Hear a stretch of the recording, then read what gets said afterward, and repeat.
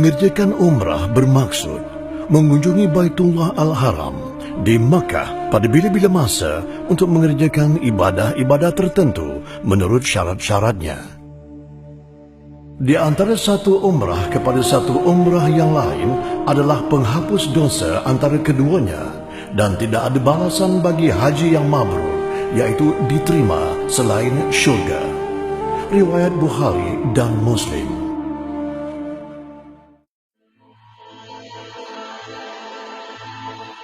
Rukun umrah. Pertama, niat. Kedua, tawaf. Ketiga, sa'i. Keempat, bercukur atau bergunting. Kelima, tertib. Wajib umrah. Pertama, niat ihram di miqat. Kedua, meninggalkan larangan ihram.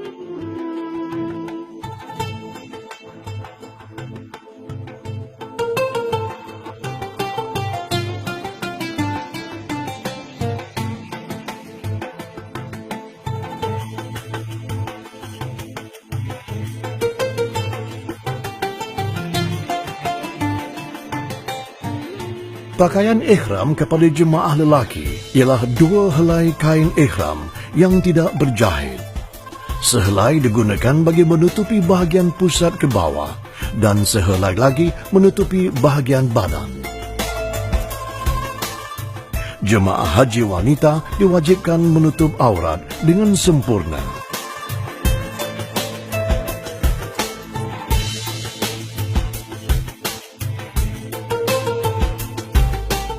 Jemaah haji akan berniat ihram umrah di miqat dan seterusnya terikat dengan larangan ihram.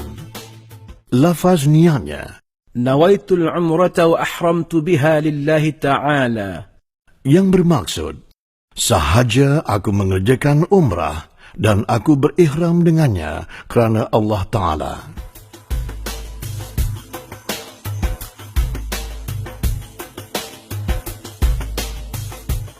Miqat ialah ketetapan sempadan untuk memulakan ibadat umrah. Menjadi kelaziman jemaah Malaysia akan bermiqat sama ada di Bir Ali atau Karnul Manazil. Jemaah haji masuk ke Mekah melalui Madinah bermiqat di Zulhulaifah atau Bir Ali. Jemaah haji digalakkan untuk mendirikan solat sunat ihram 2 rakaat sebagai memulakan ihram dan disusuli dengan niat ihram umrah. Jemaah haji yang terus ke Jeddah dan masuk ke Mekah dengan berihram bermiqat di Karnul Manazil sewaktu di dalam pesawat. Solat sunat ihram boleh dilakukan pada awal perjalanan musafir di balai stesen berlepas dan niat ihram selewat-lewatnya sebelum melepasi Karnul Manazil. Anak kapal akan membuat pengumuman sebelum pesawat melepasi Karnul Manazil.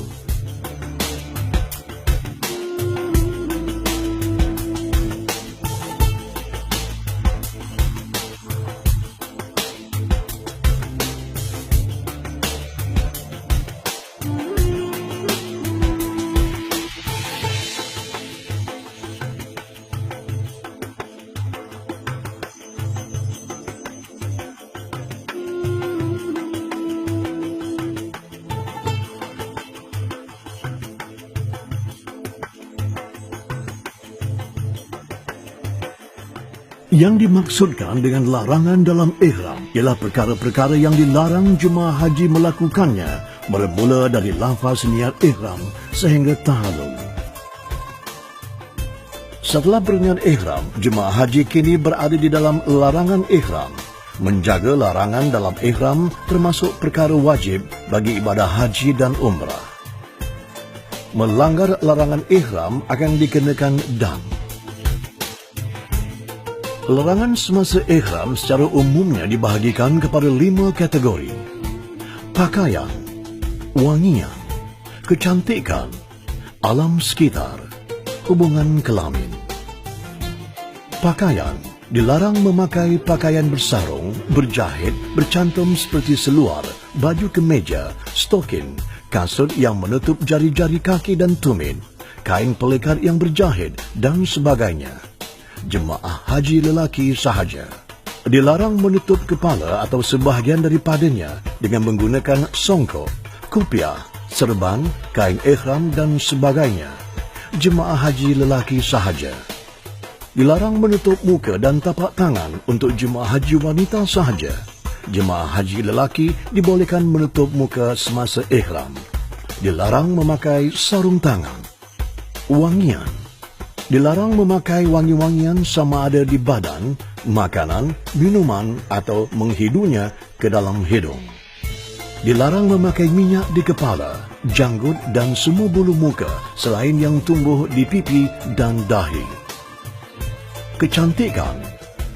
Dilarang menanggalkan rambut atau bulu dari mana-mana anggota badan. Dilarang mengerat atau memotong kuku. Alam sekitar. Dilarang memotong, menebang, mengerat, mematahkan, mencabut atau membinasakan pokok-pokok di tanah haram. Dilarang memburu, menembak, menangkap, mengurung atau membinasakan binatang buruan darat yang halal dimakan sama ada di tanah halal atau haram. Hubungan kelamin. Berkahwin, mengawinkan atau menerima wakil kawin. Melakukan mukadimah, persetubuhan. Bersetubuh.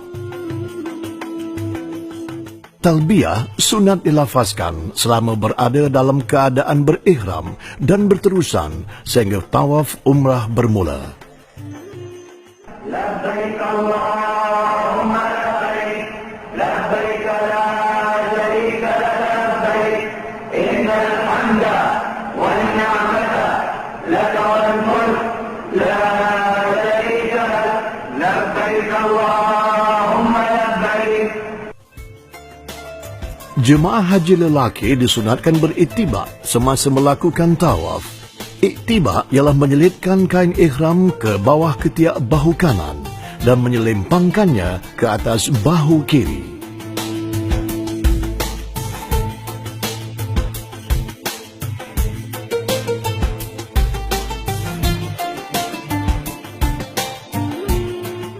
Tawaf bermaksud mengelilingi Kaabah sebanyak 7 kali pusingan, bermula dari sudut Hajarul Aswad dan berakhir pada sudut yang sama menurut syarat-syaratnya.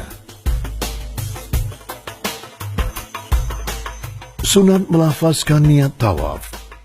Allahumma inni uridu tawaf baitikal haram 7 ashwatin tawaf al-umrah fayassirhu li wataqabbalhu minni lillahi ta'ala. Lafaz niatnya yang bermaksud, Ya Allah, aku hendak tawaf Baitullah Al-Haram 7 keliling bagi tawaf umrah. Maka permudahkanlah bagiku dan terimalah daripadaku kerana Allah Ta'ala. Amalan sunat tawaf. Berjalan kaki. Beritibak bagi tawaf yang diikuti oleh sa'i. Hanya sunat bagi lelaki sahaja. Mengucup Hajarul Aswad pada permulaan tawaf. Istilam Hajarul Aswad dan kemudian mengucup tapak tangan atau isyarat dengan tapak tangan ke arah Hajarul Aswad sambil bertakbir. Bismillahi Allahu Akbar. Walillahil hamd. Lalu mengucup tapak tangan tersebut pada setiap pusingan permulaan tawaf. Istilam rukun yamani dan tidak mengucup rukun tersebut. Melakukan ramal berlari-lari anak pada 3 pusingan pertama bagi tawaf yang diikuti dengan sa'i bagi jemaah haji lelaki sahaja. Mengelilingi Kaabah sebanyak 7 pusingan secara mualat berturutan. Melakukan tawaf dengan tawaduk dan khusyuk. Mendirikan solat sunat tawaf 2 rakaat setelah selesai tawaf. Lafaz niatnya, Usalli sunnat at-tawafi rak'ataini lillahi ta'ala. Setelah selesai 7 pusingan, jemaah haji disunatkan untuk solat sunat tawaf.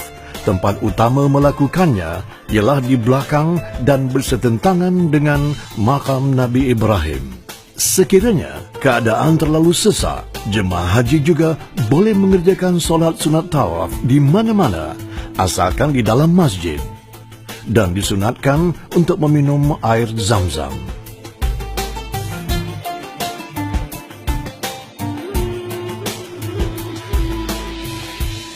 Sunat melafazkan niat sa'i.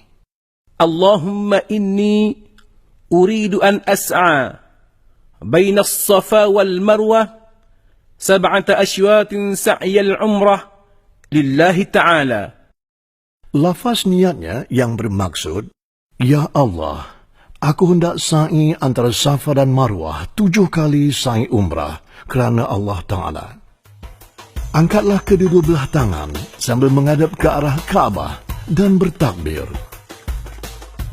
Syarat sah sa'i dilakukan selepas tawaf rukun, bermula dari Bukit Safa dan berakhir di Bukit Marwah. Cukup 7 kali berulang alik yakin, iaitu dari Bukit Safa ke Bukit Marwah dikira sekali, dan dari Bukit Marwah ke Bukit Safa dikira sekali. Hendaklah sampai penghujung tempat sa'i di Bukit Marwah dan kaki Bukit Safa pada setiap kali pusingan sa'i.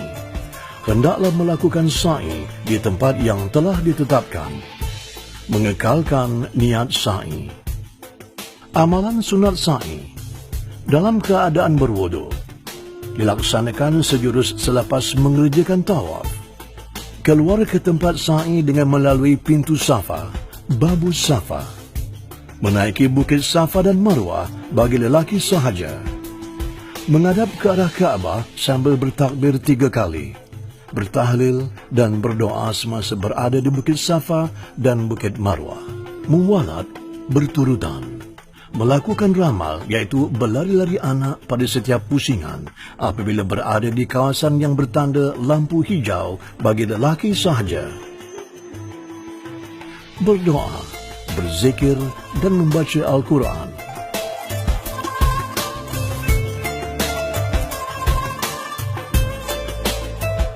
Setelah selesai sa'i, jemaah haji akan bercukur atau bergunting.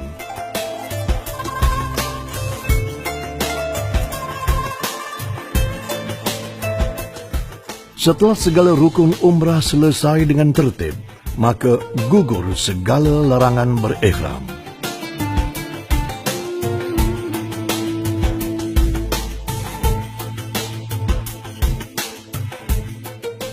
Sekiranya jemaah haji ingin mengulangi ibadah umrah, jemaah haji boleh bermikat di Tanaim atau Ja'ra'nah. Selepas berniat ihram umrah, proses melaksanakan rukun umrah bermula semula, iaitu pertama, niat. Kedua, tawaf. Ketiga, sa'i. Keempat, bercukur atau bergunting. Kelima, tertib. Wajib umrah. Pertama, niat ihram di mikat. Kedua, meninggalkan larangan ihram.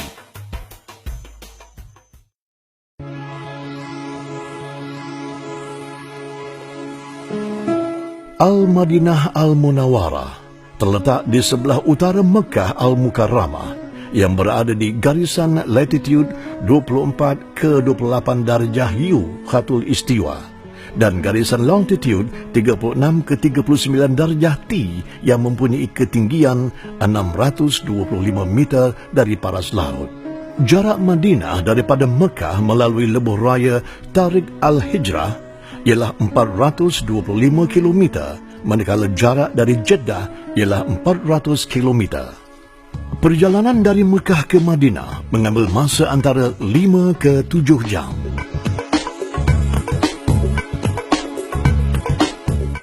Bermula dengan peristiwa penghijrahan Rasulullah sallallahu alaihi wasallam, maka bermula penyebaran Islam yang lebih sistematik, sehinggakan kota ini dinobatkan sebagai pusat pentadbiran dan perkembangan tamadun Islam yang unggul.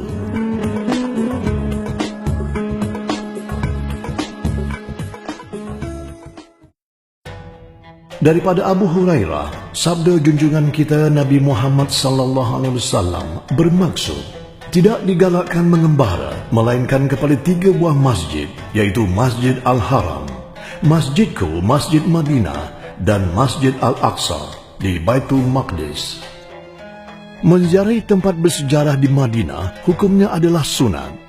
Terdapat tempat-tempat yang bersejarah di Madinah, di antaranya Masjid Nabawi, makam Rasulullah sallallahu alaihi wasallam, makam dua sahabat Rasulullah sallallahu alaihi wasallam, Raudah dan perkuburan Baqi.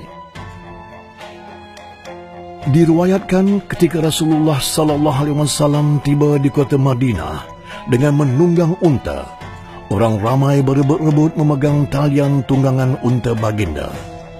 Baginda dengan penuh adab sopan dan diplomasi meminta mereka agar membiarkan sahaja untanya bergerak bebas dan memilih tempat perhentiannya sendiri. Unta baginda telah berhenti di atas sebidang tanah yang dijadikan tempat pengeringan tamar yang dimiliki oleh dua orang anak yatim peliharaan As'ad ibnu Zurarah, yaitu Sal ibnu Amru dan Suhail ibnu Amru. Masjid Nabawi mempunyai kelebihan yang tersendiri, seperti sabda Rasulullah sallallahu alaihi wasallam, pahala mengerjakan solat dalam masjidku ini, Masjid Nabawi, adalah 1000 kali lebih baik daripada solat di lain-lain masjid kecuali di Masjidil Haram. Riwayat Al-Bukhari dan Muslim. Jemaah haji lelaki disarankan memasuki Masjid Nabawi melalui pintu Babus Salam sambil membaca Allahumma anta salam wa minka salam. Raudah adalah satu taman daripada taman-taman syurga, bertepatan dengan hadis Rasulullah sallallahu alaihi wasallam. Di antara rumahku dan mimbarku adalah satu taman daripada taman-taman syurga. Riwayat Al-Bukhari dan Muslim. Raudah merupakan salah satu tempat yang mulia yang terletak dalam Masjid Nabawi. Ia terletak di antara rumah Rasulullah sallallahu alaihi wasallam, hujrah Aisyah di sebelah timur dan mimbar Masjid Nabawi di sebelah barat. Raudah menjadi tempat utama dalam Masjid Nabawi di kalangan Rasulullah sallallahu alaihi wasallam dan para sahabat. Di samping itu, ia merupakan tempat turunnya wahyu Allah Subhanahu wa taala. Juga menjadi tempat untuk majlis ilmu dan sebagainya. Waktu ziarah untuk jemaah haji wanita 7 hingga 11 pagi, 2 hingga 3 petang, dan 9 hingga 11 malam. Manakala untuk jemaah haji tiada sekatan waktu, jemaah haji lelaki boleh menziarahi Raudah bila-bila masa.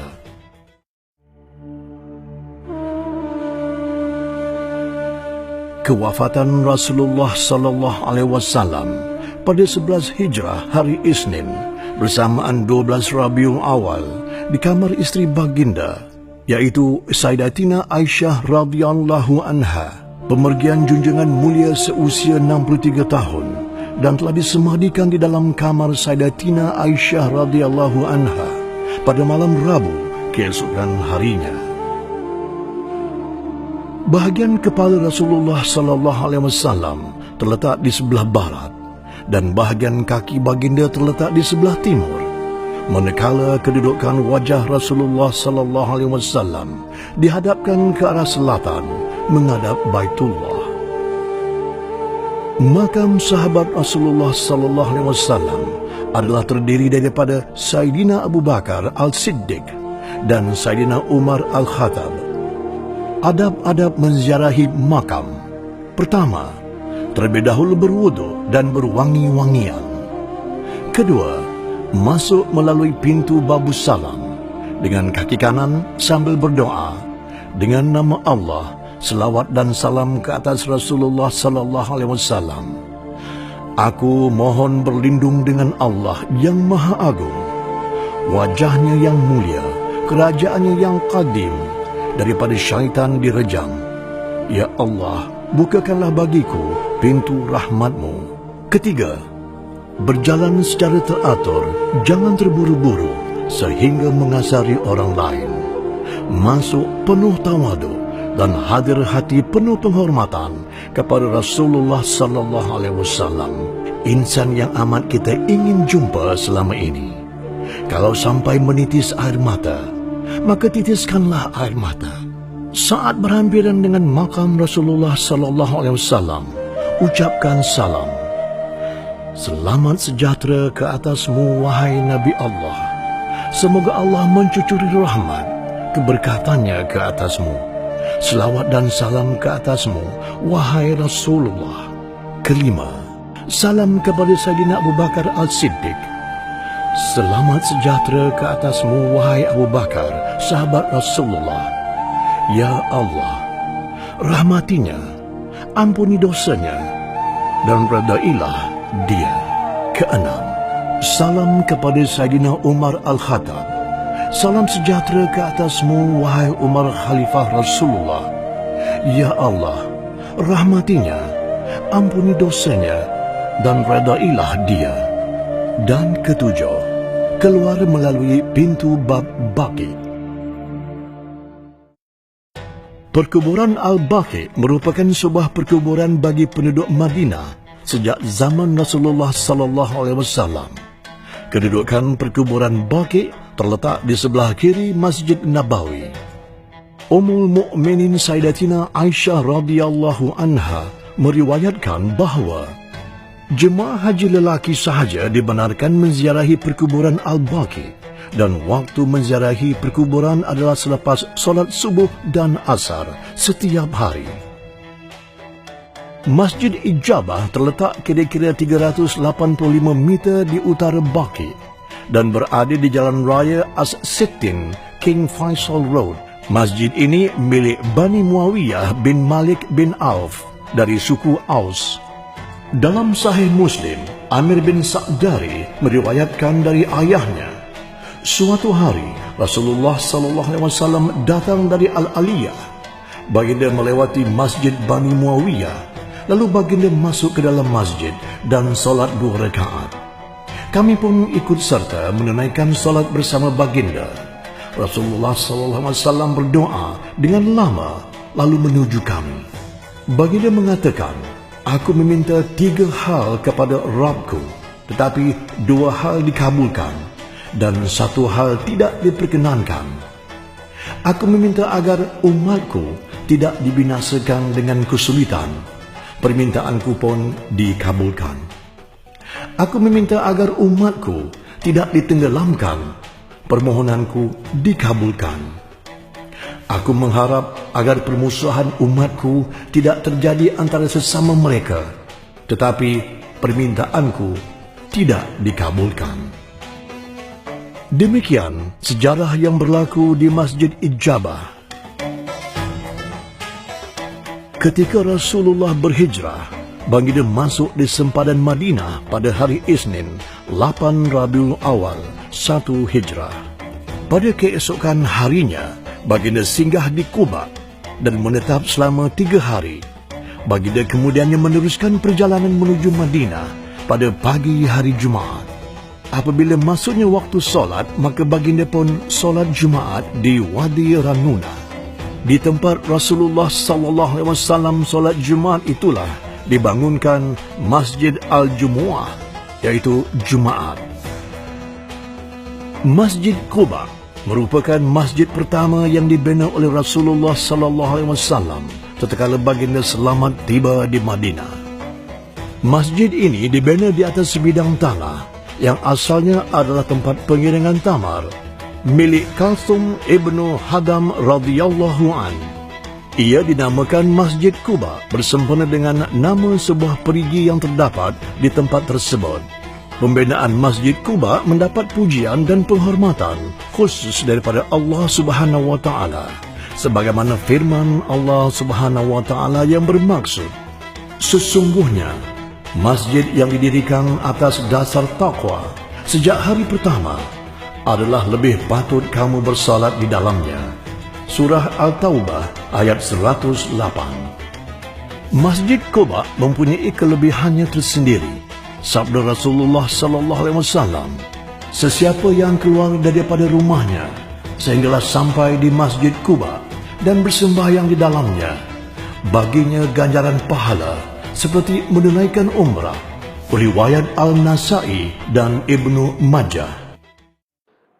Masjid Qiblatain, iaitu Masjid 2 Kiblat, bersempena dengan peristiwa turunnya perintah Allah Subhanahu wa taala. agar Rasulullah sallallahu alaihi wasallam menjadikan Kaabah sebagai kiblat menggantikan Baitul Maqdis. Peristiwa ini berlaku pada tahun 2 Hijrah. Firman Allah Subhanahu wa taala, "Maka sesungguhnya kami akan memalingkan kamu ke arah kiblat yang kamu sukai. Oleh itu, palingkanlah mukamu ke arah Masjidil Haram." Surah Al-Baqarah ayat 144. Turunnya ayat tersebut ketika Rasulullah sallallahu alaihi wasallam sedang mendirikan solat Zuhur pada rakaat kedua. Baginda segera mengubah arah kiblat dengan berpusing ke belakang lalu menghadap ke Baitullah, iaitu kebetulan dengan Al-Mizab pancur emas, dan baginda terus menyempurnakan solat Zuhur. Rasulullah sallallahu alaihi wasallam mengerjakan solat Zuhur tersebut menghadap ke arah dua kiblat, iaitu Baitul Maqdis, kemudian mengubah kedudukan baginda lalu berkiblatkan Baitullah di Mekah.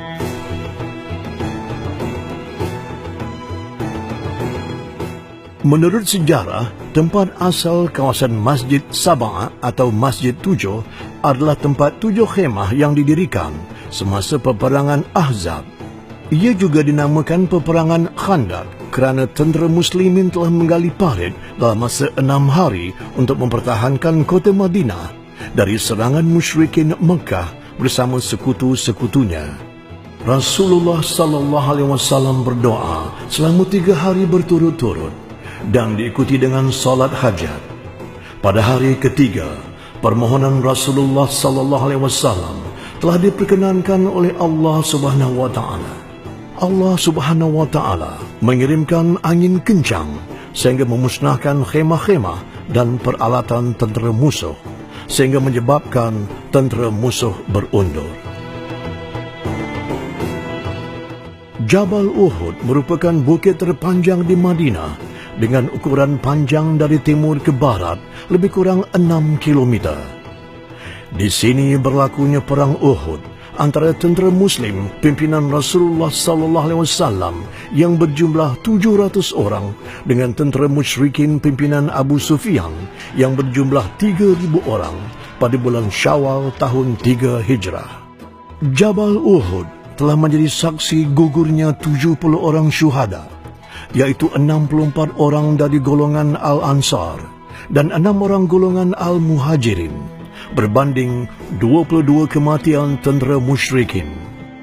Antara para sahabat yang syahid adalah Sayyidul Syuhada Hamzah ibnu Abdul Muttalib, Abdullah ibnu Jashi al-Asadi, dan Mus'ab ibnu Umair al-Abdariti.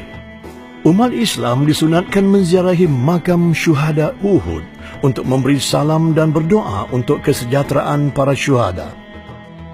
Dalam sebuah hadis yang diriwayatkan oleh Ubadah ibnu Al-Samit radhiyallahu an, beliau berkata bahawa Rasulullah sallallahu alaihi wasallam sering menziarahi makam syuhada Uhud dan mengucapkan salam dengan ucapan, "Salam sejahtera buat kamu di atas kesabaran kamu dan nikmatilah sebaik-baik tempat tinggal, syurga."